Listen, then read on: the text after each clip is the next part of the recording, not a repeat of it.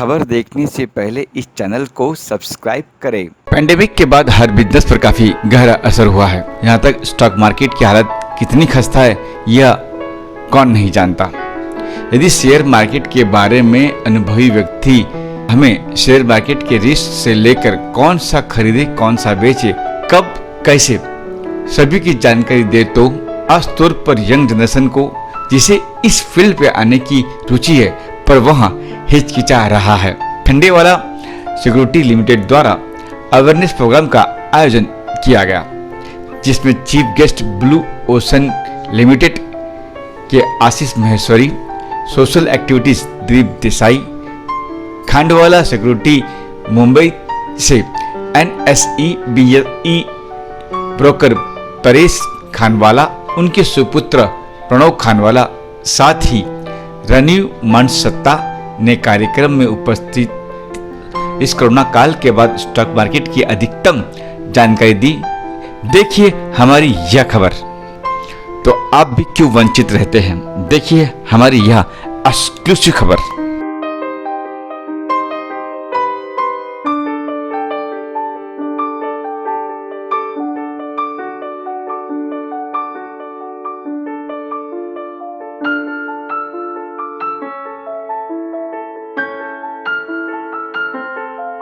कि क्या है कि कोविड के माहौल में और इससे भी पहले हम लोगों ने देखा है कि मार्केट को जब भी कुछ बहुत बड़ा फटका पड़ा है और उससे जब भी उभर के आते हैं तो बहुत सारे लोग मार्केट के अंदर नए आते हैं। और ये कोविड के टाइम पे हम लोगों ने देखा कि मल्टीपल लोगों का जो एंट्रेंस है, मतलब ये 2021 और 2022 फाइनेंशियल ईयर, इसके अंदर बहुत ज़्यादा लोग मार्केट से जुड़ रहे हैं अभी। तो ऐसे माहौल में हम लोग बहुत टाइम से ये सेमिनार करना चाहते थे, लेकिन कोविड के रिस्ट्रिक्शंस की वजह से हम लोग थोड़ा सा अभी कर पा रहे हैं जब भी फुल कैपेसिटी का पूरा लाभ हो रहा है। तो यहाँ पे हम लोग लोगों को, जो इन्वेस्टर्स हैं, ट्रेडर्स हैं, उनको यही सलाह देना चाहते हैं कि आपको आपका गोल क्या है, आपको रिसर्च क्या करना है, आप कहीं पे भी ट्रैप ना हो जाए। आपका जो कैपिटल है वो हार्ड अर्न्ड मनी है, वो ऐसे जो आपके वेल्थ है उनको अगर आपने सोच समझ के इन्वेस्ट किया, सोच समझ के ट्रेड किया, तो शेयर बाजार जैसा कोई रिटर्न देने जैसा कोई एवेन्यू नहीं है इन्वेस्टमेंट का। लेकिन अगर इसमें ज़रा सी भी कोई आउट ऑफ डिसिप्लिन या तो फिर लैक ऑफ नॉलेज के हिसाब से अगर आप मार्केट में एंटर करते हैं या तो फिर any unauthorised source of information के पे ओवर रिलायंस करते हैं, तो शायद से आपका जो इन्वेस्टमेंट है वो इम्बेलेंस हो सकता है या तो फिर आप बहुत बड़ा लॉस कर सकते हैं। सो जितने भी रिटेल लोग हैं उनको एजुकेट करना ये हमारा सबसे पहला गोल है। और यस, जैसे कि आशीष जी ने कहा, ये हमारी रिस्पॉन्सिबिलिटी है। जितने भी फाइनेंशियल से जुड़े लोग होते हैं वो सबका एक थोड़ा सा मोरल रिस्पॉन्सिबिलिटी भी होता है कि लोगों को थोड़ा सा एजुकेट करना चाहिए ताकि लोग थोड़ा सा फाइनेंशियल लिटरेसी बढ़ सके इंडिया के अंदर। और आज के जो सेमिनार है उसमें मैं खांडवाला सिक्योरिटीज़ के प्रणव भाई खांडवाला, रीनव जी मानसत्ता, हम लोगों ने सबने मिलके यही लोगों को समझाया है कि बहुत सारे इन्वेस्टमेंट एवेन्यूज हैं, बहुत सारी सोर्स ऑफ इंफॉर्मेशन भी है अनऑथराइज्ड, लेकिन आपके पास एक खुद का बेस होना चाहिए कि जिससे आप खुद अपना फैसला कर पाए कि आपका पैसा कहाँ जा सकता है और आपको कहाँ पे इन्वेस्ट करना चाहिए, क्या रिसर्च करना चाहिए, आपका गोल क्या है और उसको आपको अचीव किस तरीके से करना है। सो इसके लिए ये सेमिनार रखा गया था। जी सर, आपका कैसा कुछ पूछना सर, आज आपने एक शांति का मूल मंत्र दिया है, लेकिन मेरे विचार से सबसे ज़्यादा अशांति ब्रोकरों में होती है। तो ये जो 2 वर्ष का काल घट गया है, तो आने वाले 2022 में आप इस मंत्र को किस रूप में देखते हैं? देखिए, 2020 से 2022 सबके लिए बहुत ही सीखने वाला टाइम था। अगर आप ब्रोकर्स की बात करें, maximum brokers call to trade थे, ऑफलाइन थे, अभी सब कुछ ऑनलाइन हो गया है। ये हमको सिखाया, हमने अडॉप्ट कर लिया है। पर सबको पैसा भी चाहिए, सबको ग्रो भी करना है। तो फाइनेंशियल प्लानिंग और वेल्थ क्रिएशन एक प्रोसेस और जर्नी है। लोगों को लगता है मैंने एक बार कोई इंश्योरेंस पॉलिसी ले लिया, म्यूचुअल फंड में डाल दिया, स्टॉक ब्रोकर में अकाउंट खोल दिया, मेरा पैसा बन जाएगा। ऐसा नहीं होता है। एक विचारधारा है, एक विचारधारा के तहत जब हम काम करते हैं या हमारा लक्ष्य होता है कि मुझे यहाँ पहुँचना है, तो मैं उसके लिए प्लानिंग करता हूँ। जब तक मैं वो प्लानिंग नहीं करूँगा मैं आगे बढ़ ही नहीं पाऊँगा। अगर आगे बढ़ेंगे नहीं तो हम कुछ अचीव नहीं कर सकते हैं। तो मेन पर्पस है कि लोगों को मालूम होना चाहिए मुझे क्या करना है। वेदर पैंडेमिक आए या वॉर आए या कुछ भी आए, हर एक में अपॉर्चुनिटी होती है अंदर छिपी हुई। अगर पैंडेमिक आया, काफ़ी ऑफिसेज बंद हो गई, पर कंप्यूटर हार्डवेयर सप्लाई करने वालों के धंधे बढ़ गए बिकॉज लोगों को लैपटॉप घर पे चाहिए थे। तो एक बढ़ेगा, एक कम होगा। तो मेरे पास बैलेंस्ड एसेट एलोकेशन, मेरा थॉट प्रोसेस, क्या करना कैसे करना, हर एक चीज़ बहुत ज़रूरी है। अगर आपको मैं कैपिटल मार्केट का अगर उदाहरण देने की कोशिश करूँ, आज नीरव भाई मुझसे अग्री करेंगे, इतना सारा इन्फॉर्मेशन ओवरलोड है, लोग कंफ्यूज है मुझे क्या करना क्या नहीं करना। ये आज का जो सेमिनार हुआ है, इसमें हमारा जो पर्पस था investor awareness and creating with wealth creation कैसे होगा, पर्पस है कि उनका मानसिक थॉट प्रोसेस क्या हो, झंझोड़ना है कि मुझे क्या चाहिए, मुझे कहाँ जाना है। अगर मैं कैपिटल मार्केट का सिंपल एग्जांपल दूँ, अगर मुझे दिन की 10 स्ट्रैटेजीज मिलती है, उसमें से अगर मैं 5 स्ट्रैटेजी में इंप्लीमेंट करूँ और रिस्क टू रिवॉर्ड 1:2 का रखूँ, अगर 3 स्ट्रैटेजी गलत है, 2 स्ट्रैटेजी सही है, तो भी मेरा दिन का 4% रिटर्न हो, 3% नुकसान हो, 1% मैंने दिन का रिटर्न बनाया। अगर मैं सेम स्ट्रैटेजी पूरा हफ्ता करूँ, हफ्ते में 5% मैं कमा सकता हूँ। 5% नहीं कमाया, 3% हफ्ते में कमा सकता हूँ, महीने में 12% कमा सकता हूँ। महीने में 12% कमा सकता हूँ तो पूरे साल में 144% कमा सकता हूँ। मैं बोलूँ बस कुछ भी मत करो, पर अगर आप थोड़ा भी स्टेबिलिटी से सोचो कि मुझे क्या करना है, मैं शॉर्ट टर्म इन्वेस्टर हूँ, मैं लॉन्ग टर्म इन्वेस्टर हूँ, मैं ट्रेडर हूँ या मैं क्या हूँ, अगर हमको हमारे बारे में मालूम है ना, हम वहाँ पहुँच सकते हैं। और सबसे बड़ा प्रॉब्लम है, जैसे मैंने कहा सेमिनार में, इंडिया में प्रॉब्लम है कि we live poor die rich. हम जमा करते रहते पर हमको मालूम नहीं हम कैसे उसको यूज़ करेंगे। आज अगर पैंडेमिक में मेरे पास 10 दुकानें थी, मैंने सारी रेंट पे दी थी, रेंट से मेरा घर पैंडेमिक के पहले बहुत अच्छा चल रहा था। पैंडेमिक में जब भी दुकानें खाली हो गई या रेंट आना बंद हो गया, उसका मैं क्या करूँगा? ना मैं रियल एस्टेट बेच पा रहा था, ना मुझे रेंटल इनकम आ रही थी। तो पर्पस है फाइनेंशियल प्लानिंग या वेल्थ क्रिएशन में आपका थॉट प्रोसेस होना बहुत ज़रूरी है। हर एक चीज़ मेरे लिए इंपॉर्टेंट है। मेरा टाइम फ्रेम और मेरा गोल, ये 2 चीज़ डिसाइड करेंगे मुझे क्या करना है। इक्विटी मार्केट भी ज़रूरी है, फिक्स डिपॉजिट भी ज़रूरी है, रियल एस्टेट भी ज़रूरी है। विद दैट पर्सपेक्टिव पूरा अप्रोच यही है कि हम पीपल को एजुकेट करें और एक उनके मन में थॉट क्रिएट करना है कि बॉस मैं क्या चाहता हूँ, मैं क्या करना चाहता हूँ। And trust me, capital market is one of the biggest asset classes जिसने over a period of time consistently return दिया है। तो that is where I think so it is very important for people to understand क्या करना है, कैसे करना है। आई थिंक कोविड काल के उपरांत में आज का जो कार्यक्रम ऑर्गेनाइज किया गया है, ये काफ़ी तारीफ़ काबिल है और एक बहुत बड़ी रिस्पॉन्सिबिलिटी का पार्ट है। क्योंकि क्या है कि पिछले 2 साल में जितना भी इंडियन मिडिल क्लास है, उसमें 10 में से कम 5 जो लोग हैं, उन्होंने अभी स्टॉक मार्केट में निवेश शुरू किया है। तो जैसा मैंने पहले भी कहा था, करीब पिछले 6 महीनों में जब हमारे फॉरेन इंस्टीट्यूशनल इन्वेस्टर्स ने करीब $22 बिलियन के स्टॉक बेचे हैं, ये हमारे जो मिडिल और अपर मिडिल क्लास के भारतीय सिटीज़न हैं, उन्होंने स्टॉक को खरीदा है, भले म्यूचुअल फंड रूट के थ्रू और या डायरेक्ट स्टॉक मार्केट में। तो इस टाइप की इवेंट जो हैं, जहाँ पे उन्हें एजुकेट किया जा रहा है कि जो इंडिया की स्टोरी है, ये क्यों आगे और चलने वाला है। क्योंकि मेरा मानना है कि इंडिया की इकोनॉमी अगले 20 साल तक वर्ल्ड की हाईएस्ट ग्रोइंग इकोनॉमी रहने वाली है। तो और उसमें सबसे ज़्यादा जो निवेश होगा वो स्टॉक मार्केट में होगा। और जैसे मालूम है आपको कि इंडिया की जो जीडीपी का करीब 30% हिस्सा जो है वो इंडिया सेव करता है, क्योंकि यहाँ पे सेविंग का कल्चर बहुत ज़्यादा है। और 30% जो सेविंग होती है उसमें से भी करीब जो 30% है वो अभी इक्विटी मार्केट में वहाँ तक पहुँचा नहीं, हम 10-15% के बीच में टिके हुए हैं। तो मेरा मानना है कि बहुत एक हेल्दी साइन है कि यदि भारतीय कंपनियों को इक्विटी के माध्यम से पैसा मिलेगा तो जो उनकी ग्रोथ है वो एग्जॉर्बिटेंटली हाई होगी।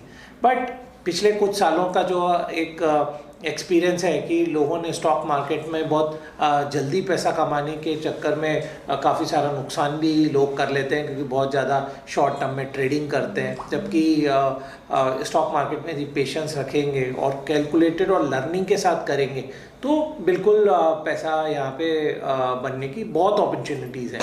तो आज का जैसा जो सेशन था, जहाँ पे ये बताया गया कि आप कैसे निवेश करें और क्या निवेश के प्रिंसिपल हैं, क्या क्या रिस्क एसोसिएटेड है किसी भी निवेश की, तो ये निवेशकों के लिए जानना बहुत ज़रूरी है। जो काम आज के वर्कशॉप में हुआ और मेरा मानना है कि इस टाइप की वर्कशॉप को स्टॉक एक्सचेंजेस को भी प्रमोट करना चाहिए, जहाँ पर जो एक्सपर्ट्स हैं वो आकर अपने अपने व्यूज़ दें और अनबायस्ड व्यू दें।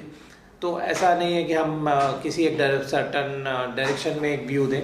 आई थिंक लोगों को समझाने की ज़रूरत है कि ओवरऑल इकोनॉमी कैसा परफॉर्म कर रहा है या कौन से सेक्टर अच्छा परफॉर्म कर रहे हैं, क्योंकि अब जो इन्फॉर्मेशन का फ्लो है निवेशकों तक वो बहुत फास्ट पहुंच जाता है। तो ऐसा नहीं है कि कुछ सुपीरियर इन्फॉर्मेशन कुछ लोगों तक की है। मीडिया के माध्यम से सारी इन्फॉर्मेशन लोगों को जैसे ही कोई घटना होती है अगले कुछ समय में बहुत जल्दी पहुंच जाती है और वो गांव-गांव तक पहुंच गई है, क्योंकि टेलीकॉम रिवॉल्यूशन के कारण से हर जगह डिश टीवी या आपका टेलीफोन पे या मोबाइल फ़ोन पे आप वीडियो देख सकते हैं।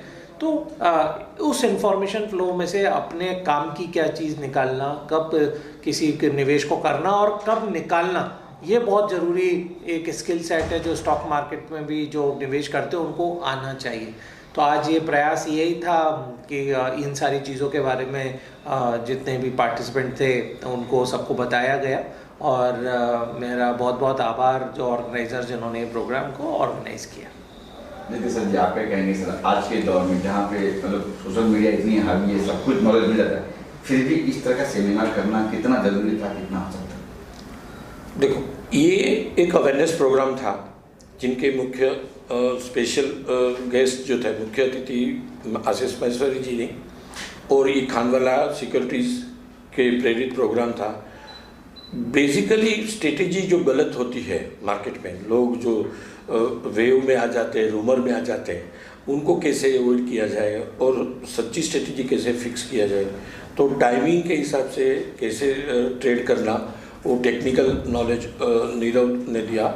खानवाला सिक्योरिटीज़ ने जो सर्विस देते हैं वो अपने आप बात किया, और जो मानसेता जी है उसने जो एवेन्यूज़ जो क्या क्या होना चाहिए apart from the stock market, कि भी लैंड भी है, गोल्ड भी है, एफडी भी है, म्यूचुअल फंड भी है।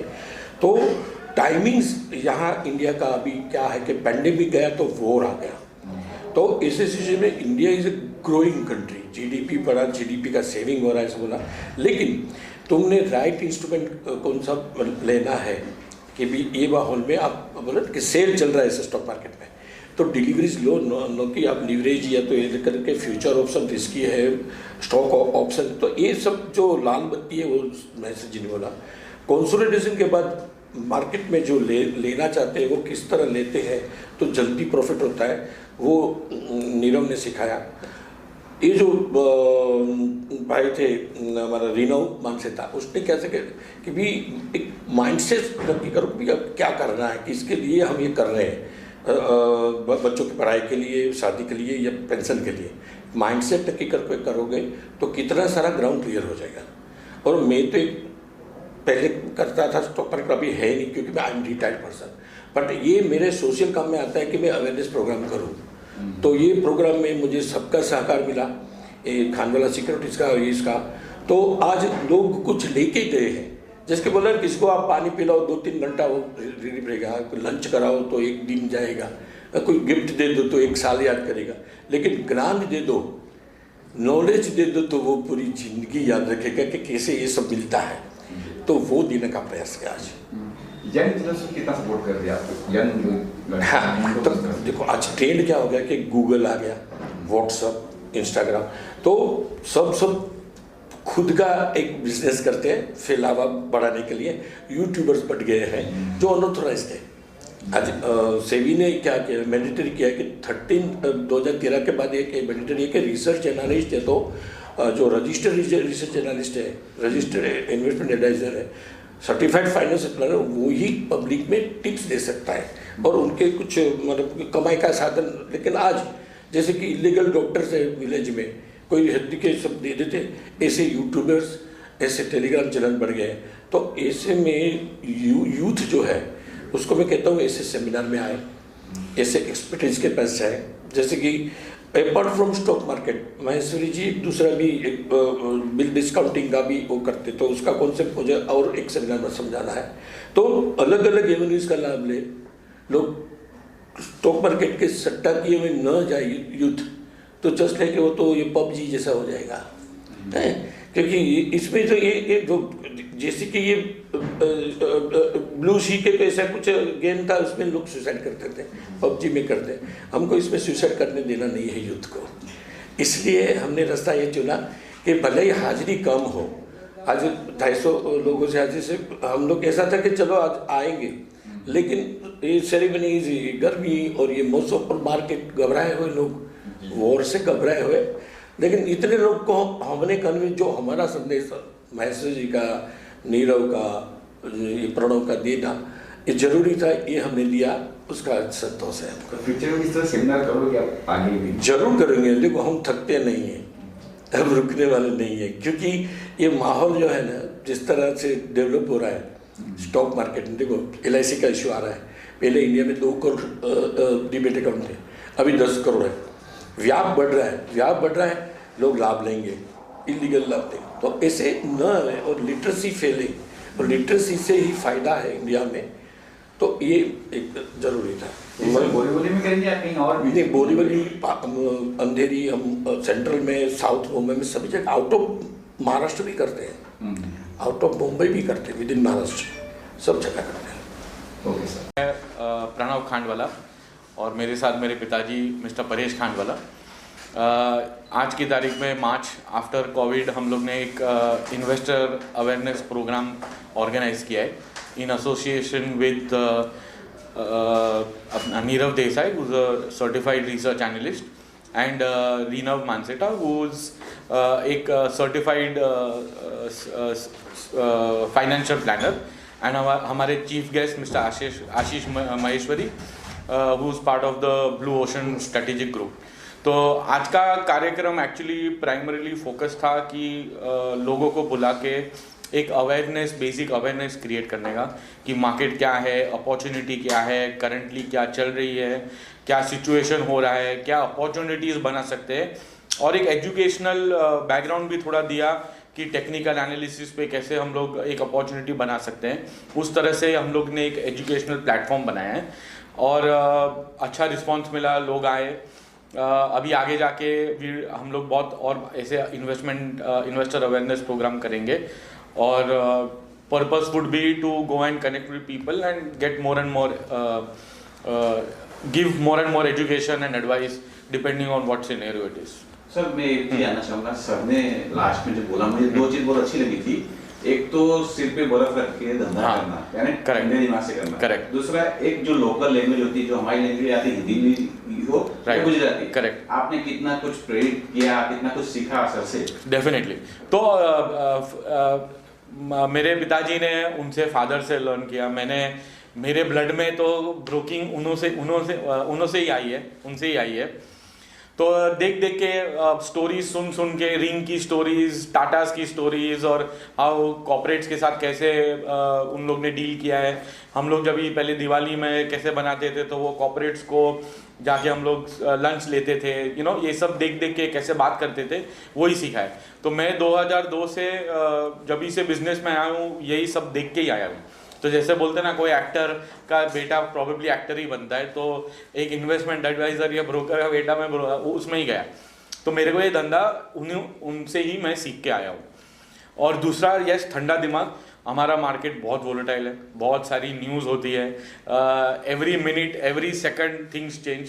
तो हम लोग को एकदम शांत, पेशेंस से, रिसर्च से हम लोग को हमारा धंधा करना पड़ता है। तो you have to have a very cold mind, very sorted mind. अगर मैं खुद एकदम डिस्टर्ब हुआ एज एन एडवाइज़र, 1000 चीज़ें देखता रहता हूँ, 1000 चीज़ करता हूँ, तो ऑब्वियसली उसमें फिर प्रॉब्लम होएगा। तो उस बेसिस पे हमारा फोकस बहुत क्लियर है। इसलिए जब भी मैंने मेरा स्पीच भी दिया, हम लोग बोले कि मैं एक स्पेशलिस्ट हूँ, और हम लोग का स्पेशलिटी इक्विटी कैपिटल मार्केट है, और वही हम लोग दर्शाना चाहते हैं। See, COVID was an unprecedented scenario which has ever happened in last 100 years. Every human being has learned, just not in India but worldwide,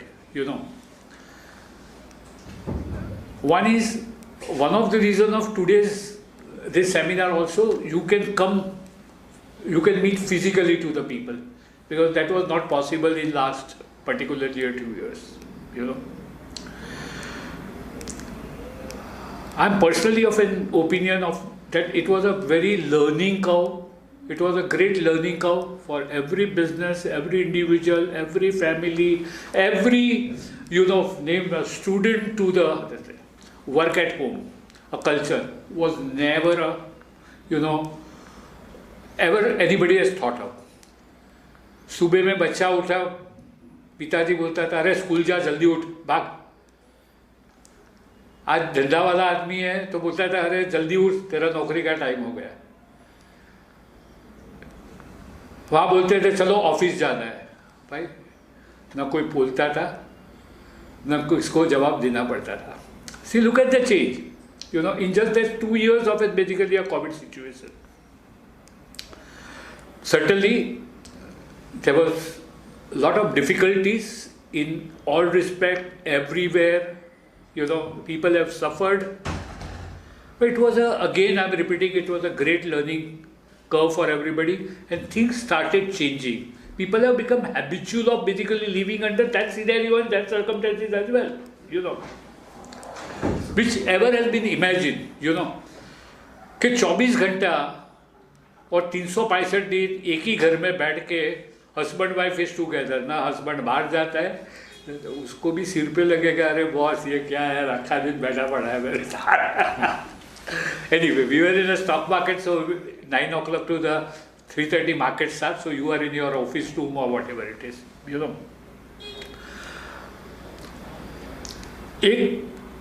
But India की एक सबसे बड़ी खासियत, and I would like to thank the present government, certainly the leader and our Prime Minister, Mr. Modi ji, the kind of a way the things have been managed, handled,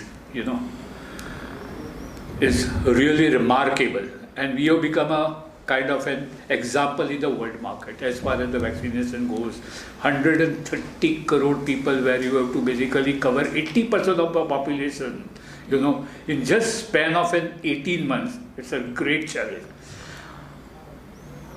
India ही कर सकती है, और India के manufacturer like Dr. Cyrus Poonawalla, Serum Institute and a few others who has contributed to this kind of, just not for Indian people, but to the entire world, So India has become one of the destination, India is always a roaring tiger, was always a roaring tiger. Since if we try to analyze since 1990, immediately after the China has gone for a, what you call, and India economy has opened up under the leadership of Shriman Mohan Singh ji, So India is a known other thing. India is a need to the world. India is going to be the need of the world. You see in many respects, in many sectors, we are the cheapest labor market compared to the world. If you see the pharmaceuticals, we are the largest in the basically the exporter. India has produced the highest number of the scientists, which India gives to the world.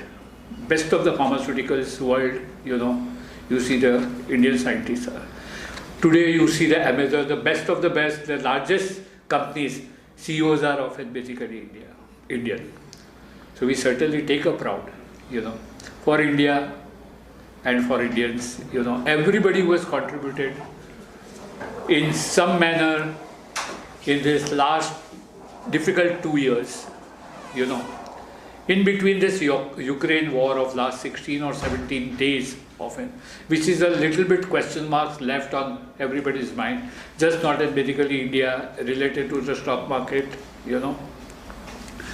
where I had covered that, because of the market is going to be the volatile, market is going to remain volatile, commodity prices are basically moving up, I won't say that it is going to be a difficult time, but it is going certainly to an extent is going to be a tough time, for another 3 to 4 quarters, if oil price, this war suppose aggravates oil prices, big question marks, commodity prices, big question marks, then the corporate profitability will be, to an extent is going to be affected, then basically the stock market. Besides that, you know that how the allocation of the funds going to be towards other emerging countries, Accordingly, basically, Indian market also will behave.